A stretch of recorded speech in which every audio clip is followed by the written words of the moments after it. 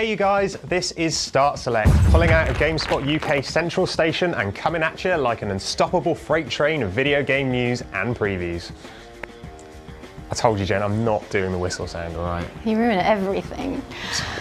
This week we've been sterilising our Wii controllers in preparation for reviewing Wii Dare, the saucy Wii and also PlayStation Move party game that's going to have us, or maybe, or possibly.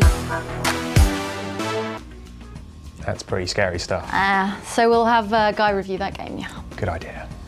But even sexier than that are the contents of this show, including, but not limited to... Globe-trotting Guy Cocker reports from San Francisco this time, where he's at the Game Developers Conference, at which the leading lights of the games industry come together to talk about, you know, making games. Then there's a first look at Call of Juarez, the Cartel, the gritty and relevant reworking of Call of Juarez's Wild West shooter action as a modern tale of loose cannon cops and criminal gangs along the US-Mexico border. And we submit a selection of fitness games for rigorous testing by some of the London Rollergirls. That is, some people who know what sports-ready fitness is, unlike us atrophied layabouts. And we'll be giving away 10 codes of the First Strike map pack for Call of Duty Black Ops, with one lucky winner taking away a prestige edition of the game as well. Okay, on with the show. This week, roving reporter Guy Cocker roved over to San Francisco for GDC, the Game Developers Conference. You can check out the site for the news coming out of GDC in depth. That's gamespot.com/news. But here's Guy with a quick look in video at what's hot at this year's show.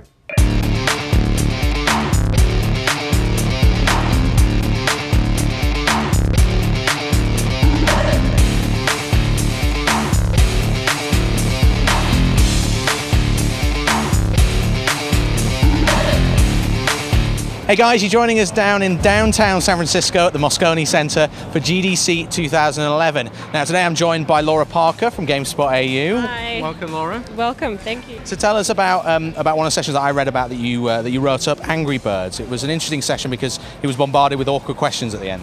Yeah, especially he was asked by an audience member what game engine Angry Birds uses, and he replied, and then the audience member asked him if he was going to give credit to that engine, and he replied, I guess so. And then the audience member revealed himself, of course, to be the creator of that engine. And so it was like an awkward round of applause. It was ballsy to go and do that. I know, and there were actually a lot of people like that. I think that one guy was from Zynga and made some sort of comment about them getting money for it as well. I don't know. It was a little bit heated.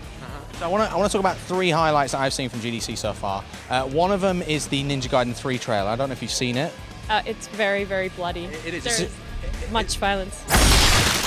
Tecmo Koei has revealed an incredibly bloody new trailer for Ninja Gaiden 3, with protagonist Ryu Hayabusa stabbing the camera and reveling in a shower of blood and guts. There's unfortunately not too much to take away from the trailer at this stage, but we do know that more will be revealed about the game at E3 in June. We're going to find out more about the game at E3 2011. Is it enough to get you excited? It's very. I love anything bloody and stabby at the camera. So catch that trailer on the site. The other one is Portal developer Valve, which we've talked about already. They're bringing their Steam platform to TVs. Now, we don't really know what it means yet, but they're just going to redesign the front end for TV interfaces, I think. So you can play PC and Mac games on your TV now, on massive screens. So I think that's very, very good. Yeah. So they're going to be, do you think, competing with OnLive maybe next, bring it to TVs? I still think Steam has most of the market, the monopoly on the market. I don't think OnLive is quite up there yet, but we'll see. I mean, there's definitely competition now, so. And one of the things that usually comes out of GDC is the techie stuff, the things that might appeal to developers. So one of the stories I read was Sony are going to be bringing Move technology to the homebrew PC scene. So much like Kinect, you're going to be able to get academics building programs for it. Do you think it's exciting? What do you think it means? Homebrew is always really exciting, and if you saw the stuff that came out of the guys who cracked Kinect on the PC and made all this really cool stuff. So yeah, it's obviously very exciting, and the fact that Sony's allowing this to happen rather than just kind of homebrew community going out and doing it on their own is actually really exciting. So yeah, I think it'll be good. They're actually promoting it. Yeah. So yeah, it's encouraging. It's good. All right, great. So thanks very much, Laura. You can find out more about GDC and our ongoing coverage of the event. Just head over to gdc.gamespot.com.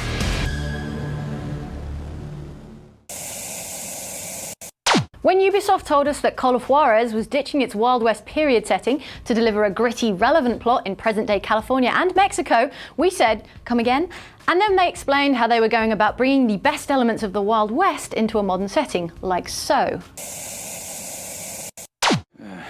The smoke rose from the abyss like the smoke from a gigantic furnace, and the sun and the sky were darkened by the smoke from this fiery, bottomless pit.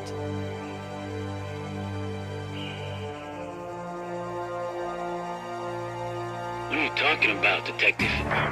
They're coming. This is Jane Douglas from GameSpot UK. We're here with Blaze, project coordinator from Techland for Call of Juarez, the Cartel. Thanks for joining us, Blaze. Hi, thanks for having me. Go! Hey, pendejos! Okay, so tell us about the Cartel. Obviously, we've only really just heard about it. You kept it under wraps, and it's Call of Juarez but made modern, right? Yeah, that's true. We moved the franchise to a modern setting because we kept saying that the Wild West values and experience was universal, and now it's our chance to prove it, actually, with this game. So this is a game set in contemporary USA, and we go on a road trip to Mexico of sorts over the campaign. We, of course, want to keep the fans of the franchise happy because we are great fans of the Western. We have a lot of experience creating it. But we also want to make it accessible and attractive to new audience, and we hope we can pull it off with the change of the setting. Okay, so we've just seen you've got 3-player co-op. First, tell us about the characters. You've got the three characters, and then about how the co-op's going to work. Yeah, so the protagonists of our story are first Ben McCall. It's an LAPD detective. We want him to be the spiritual successor to Ray McCall from previous games. So he's a badass cop, he's a war veteran, he's cynical, bitter, he's driven by vengeance in the game, and he is sort of the star of this game. But he has two very interesting characters with him. The second is DEA agent Eddie Guerra, who is the smooth talker, gambler, and the ladies' man of the bunch. Eddie, you're an asshole. Hey, I didn't know they were gonna waste a little bitch. He's a very accomplished and competent DEA agent, but his weak spot is gambling, so he always needs some money to cover his old debts and creates new ones, so he is ready to step over the line to get more. And the third character is Kimberly Evans, an FBI special agent. She's a rising star in the bureau, and she's only learning how the real world really works. So there will be some friction between especially her and Ben, but not only then. And she has some dark past that she needs to hide in order for her career to flourish. So those are the three characters that you will be able to play, and they are all very much main characters. So whenever you play co-op, you always feel like you're also the hero of the story, not just support for one main character. Okay, and that story is they're going after a Mexican drugs cartel, is that right? Yeah, that's true. So the events, the very much fictional events, contrary to some news outlets, that set off the story of the cartel, are that there is a successful bombing attack on one of the US law enforcement agencies. So there are many casualties among the officers and officials, and the more radical elements in the US political scene are calling for a final resolution of the drug violence problem, so a military intervention in Mexico. But obviously the Mexican government wouldn't like that. So to avoid an act of war, as a last-ditch effort, the Deputy Attorney General creates this special team of those three individuals. And it's intentional that each one is from a different agency, because the risk of infiltration is very high, of course, so they don't want to give the control over the investigation to just one. And I saw a pale horse, and he who sits upon it, and his name is Death. And he has a bullet with your fucking name on it. So you start in LA, and then you move towards Juarez in Mexico. So on the way you have both urban environments, you have the wide open spaces, you have forest areas, and we will try to give something different to the players in each of them. Okay, let's talk about how it plays. It's still an action shooter, of course, and you've got drop-in, drop-out co-op. Is that right? Yeah, absolutely. You can join friends or just any other online players at the same stage of the story. So, of course, you will not jump instantly to some spoilers, but we have some mechanics to allow you to easily play with friends. And this time, since each character has a unique story perspective on what's going on in the game, you can't switch characters between missions like you did in Bound in Blood. This time you pick one protagonist and stick with him to see the whole story from one perspective, and then you really should try and play the others to see that the events might not have been what they seem. Heads up! Fuck! Now you know. What am I supposed to do? Aim for the windows. Maybe you'll scare them off. What? Shoot, goddammit! Okay, last of all, what would you say to Call of Juarez fans who were not so happy with the decision to make the game modern and sort of urban? You should trust us. This is a great Western game. This is a new Call of Juarez game, and it will be just as great. We have the same creative team working on it with some extra support from Ubisoft and from new technology, so it will work out in the end. Let's grab him while he's still breathing. Call of Juarez: The Cartel is coming out in summer 2011 for PC, PS3 and Xbox 360.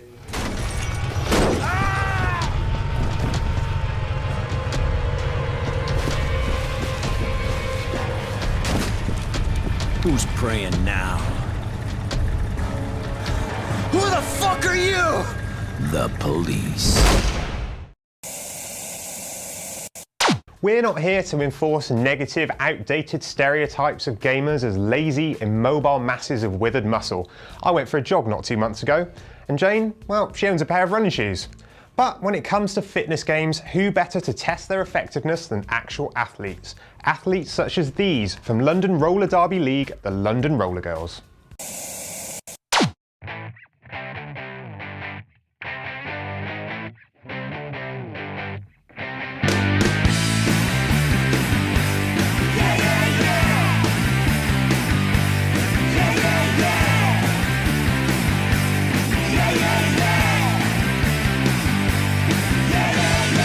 Roller derby is one of the UK's fastest growing sports, with leagues everywhere from Cornwall to Glasgow via Cardiff, Manchester and Birmingham. It's a fast-paced, full-contact sport that's been sweeping the world since its revival in Texas in 2003. Speed, agility, strength and balance are all tested in hectic and often brutal bouts.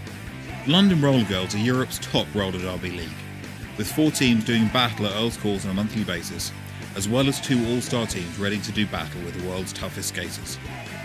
We've enlisted the help of 3 roller girls to get their views on the latest crop of fitness games. Hi, my name's Raw Heidi. I skate for the Steamrollers and London Brawling, and I've been skating for 3 years. My name is Stephanie Maney. I skate for the Harbour Grudges and London Brawling, and I have been skating for 4 years. I'm the Dalai Harmer. I skate for the Suffragettes and Brawl Saints, and I've been skating since January last year. I think this year is going to be challenging because I think it's going to be our biggest year so far in the entire history of LRG. We're going against some really tough opposition. We have 3 North American teams coming over to play us in a tournament in April, which we're terrified about, but it'll be a lot of fun. And we have the national champions, Rocky Mountain Roller Girls, coming over in August to play us, which is more terrifying than I can bear to think about. But for those reasons, we need to be at our peak in physical terms. I want to get faster, tougher. We've got a lot of games coming up on Brawl Saints, and I also want to maintain my place on Brawl Saints. And who knows, maybe make brawling at some point in the future. I'm not sure if a video game would be able to help me prepare for, or increase my fitness in a sustained manner. But I mean, I'm not interested in the gym. I'm not really interested in doing anything outside of roller derby, so I'm prepared to give anything a go, really. With that in mind, we brought the skaters back to GameSpot HQ. I gave them a go on Wii Fit Plus, EA Sports Active 2, and Your Shape to see if the motion controller revolution could be of any use to the more serious-minded athlete, and not just an easy option for those more comfortable with the sofa.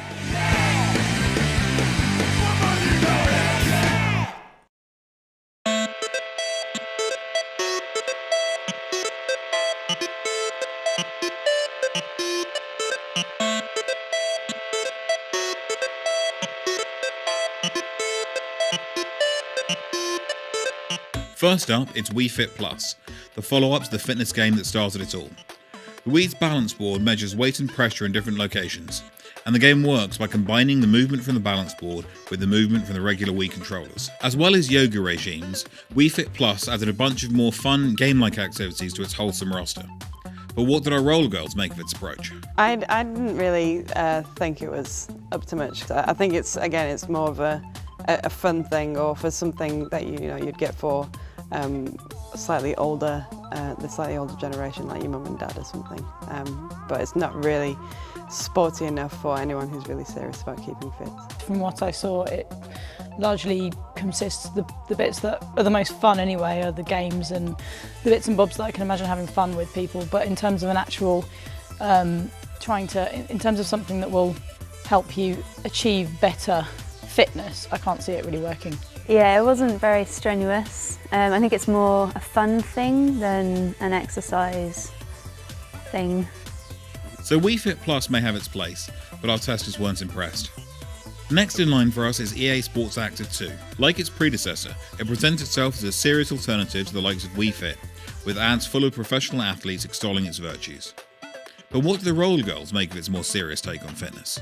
I tried this out on the PlayStation 3 at home, and obviously it doesn't have the Kinect technology. I tried it out with extra sensors which fit to your both your arms. With your left arm has a heart monitor, and one that goes on the top of your thigh, and it just wasn't very good. It just felt a little bit patronised the entire time, and also it just didn't pick up everything I was doing consistently, and a lot of the exercises were just beyond boring, and a lot of the things we were doing, there was just a waste of time. Like the warm-ups would go on, and as you were setting up everything, you'd get like a trophy for every time you pressed the A button, and I just found it frustrating rather than felt like I was achieving goals. If you want something that is a really hard workout and you essentially want a personal trainer in your living room that's kind of quite dry and boring, then perhaps it's the game for you. So Sports Active 2 didn't fare much better. It's more earnest, but seems likely to just gather dust rather than inspire you to get yourself into better shape.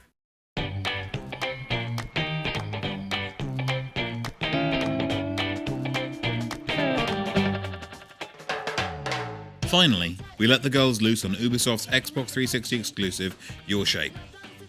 With its Kinect integration, Your Shape looks to present a more fun and futuristic take on the genre, with a mix of personal training and fitness games. But does it strike the right balance between enjoyment and training for our hard-to-please girls? I really liked the Your Shape exercise. I thought the whole thing was just really well crafted. It uses the Kinect technology in a really good way. It scans your whole body, you can see yourself. It feels like you're, using future technology, because you can see your outline, you can even see parts of your features, and even that makes you think, wow, it's really making the most of the technology. It was quite fun and far more strenuous than the Wii Fit Plus. I think it's a good way to kind of have fun while you're exercising. All the exercises were really fun, and you could see yourself doing it, so you could see how well you were getting along, and if you weren't getting the points, you could see why you weren't. It's much slicker, it's much more light-hearted, it's much less patronising than the EA Sports game, which is all kind of, have a trophy, well done, thumbs up, it's just like, hit this, punch that, nice one, do another one. It's definitely the most fun. I'll probably have people around for really geeky workout parties. So that settles it. In our deeply scientific examination, Your Shape came out on top thanks to its use of technology, sense of fun and social elements. If you want to see Raw, Steph or Harmer in action, you can head down to World's Court this weekend, or go to londonrollergirls.com and buy tickets for Anarchy in the UK, the epic tournament at London's Excel Centre on April the 9th and 10th.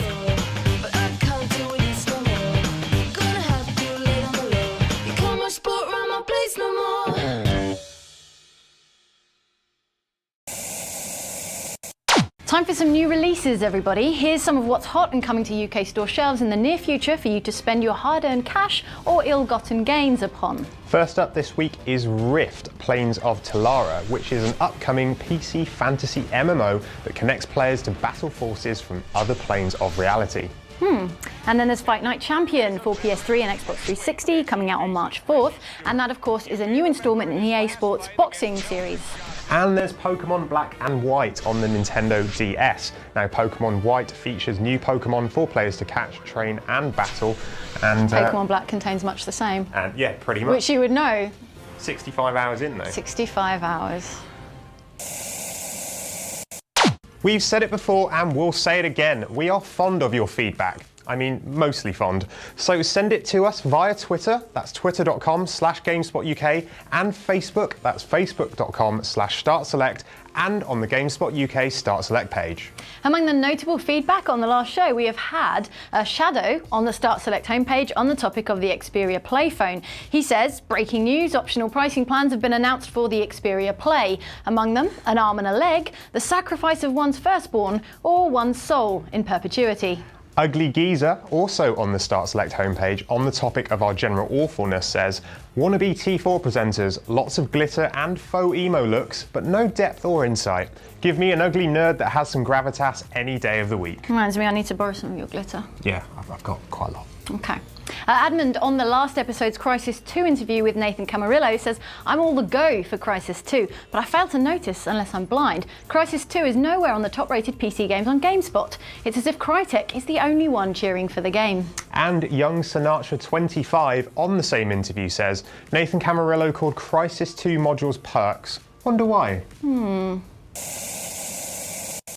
Competition time. Last time we had 3 Duracell accessory bundles worth over £100 each up for grabs. One for each of the 3 consoles, that's PS3, Wii, Xbox 360, as if you didn't already know that. All you had to do to win was tell us what was the name of the mid-90s Duracell tie-in computer game starring the Duracell bunny. The answer was, of course, Run the Bunny. Hey. Of course. And our expert Googlers are Ben Howard from Cheltenham, James Valitis from Essex, and Warren Black from Belfast. Congratulations, guys. Those prizes will be sent out via Speeding Duracell Bunny soon. This week we've got 10 PS3 First Strike COD Black Ops codes to give away, with a super amazing PS3 Prestige Edition, that's the one with the remote control car, for the first name out of the GameSpot UK hat. To enter, tell us which year the first Call of Duty game came out in. Easy. Answers to competitions at gamespot.co.uk as ever, along with your postal address, please. That's it for another show. Thanks so much for joining us. Between now and next time, send us your comments and questions over on Twitter, that's @GameSpotUK, or on Facebook, that's facebook.com/GameSpotUK. And get your competition entries to competitions@gamespot.co.uk. Until then, you guys, take care and happy gaming, and that.